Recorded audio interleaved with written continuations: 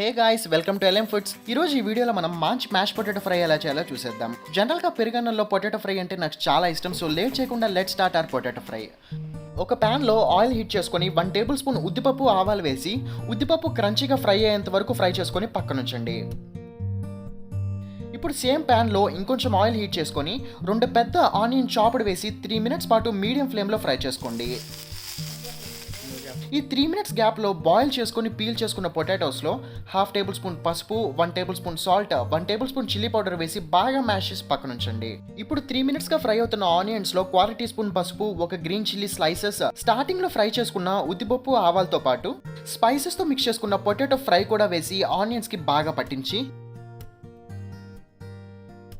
సోంపు అండ్ తెల్లగడ్డతో పాటు కొత్తిమీర వేసి బాగా ఫ్రై చేసుకొని దించేయండి. అంతే, యూర్ డన్. పెరుగన్నంలోకి ఉంటుంది ఎక్సలెంట్ అసలు.